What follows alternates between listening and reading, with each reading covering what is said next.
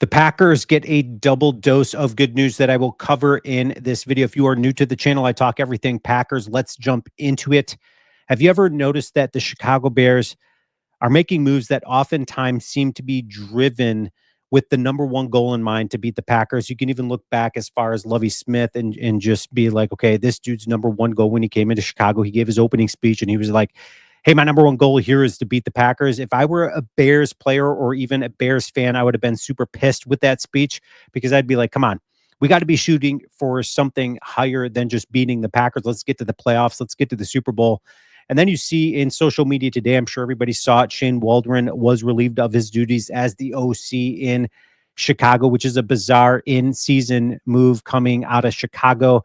I think Eberflus is the problem there. He's a great DC. I've said it before, but he's not a good head coach. So he's taking some, responsibility as the head coach, being like, okay, maybe it's the OC. Let's get that shot of adrenaline in the arm. Let's bring in pass game coordinator and promote him to the new OC, Thomas Brown. He becomes the new OC in Chicago. He's hoping maybe this is going to revitalize the offense prior to the Green Bay Packer game. You can't help. It's pretty ironic, the move coming right before the Packer game. Maybe he's like, hey, man, we need to be all in. We need to beat the Packers here. And then you see an article that is just like, man, there's more to meet the eye right now that's happening in Chicago. And it says right here, more issues in Chicago, and reporters out of ESPN state that there's bigger things happening behind the scenes in Chicago. It even suggests that there have been some veteran players that have pulled management aside, that have pulled coaching staff aside and just like, hey, listen, maybe we need to make a move. Maybe we need to bench Caleb Williams.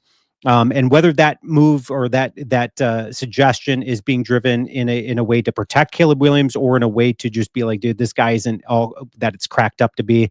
We need to make a move and make a move, sooner than later. And then you get some more tension. The article goes on to say that there's more tension happening in the locker room, and even guys like veteran players that like DJ Moore that have expressed some frustration towards Caleb Williams. And that's kind of odd because the dude has been historically known for kind of an easygoing guy. So he's expressed frustration.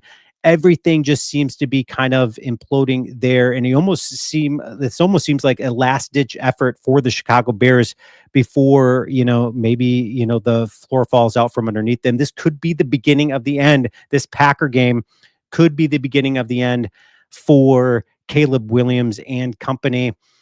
So, I've seen articles out there of like, okay, man, them making the shift at OC could mean some danger for Jeff Hafley. I don't see that being an issue for Jeff Hafley and company there. If you take a look at the depth chart for the Chicago Bears, whether or not this continues this week, Braxton Jones, their starting left tackle, and Darnell Wright, their starting right tackle, both were out last week, which then compromised the line, which then put a whole lot of pressure on Caleb Williams. And he's been hanging onto the ball too long, taking sacks, getting pressured, not making great decisions with the football. So I don't see Jeff Hafley and company needing to switch game plan because they brought in Thomas Brown as the new OC there. He's been there.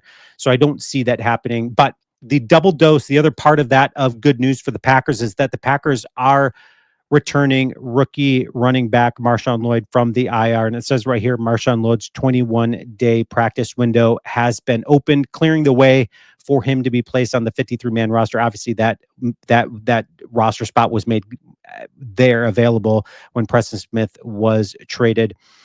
And it goes on to say that Lloyd has been injured and on the IR since he suffered that ankle injury back in week 2 when they beat the Indianapolis Colts. But if you remember, prior to that, he was injured as well. So he's been out for some time. But this could be a great weapon moving forward for the Packers offense.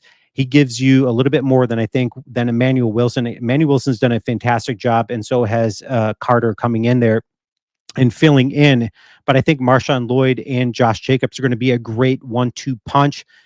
Time is going to tell whether or not he's able to stay healthy and out on the field. But the more good news coming in from Green Bay is that Josh Myers and Jair Alexander and Evan Williams have all been listed as optimistic from Matt LaFleur as playing this week, which would be great for the Packers going into Chicago here, going against the Chicago Bears. especially when we start talking about all that's happening with that offense. And when you bolster your secondary with Jair Alexander, with Evan Williams, it's going to allow more pressure to happen up front. I'm super excited about this. Leave your comments, and as always, go Pack Go.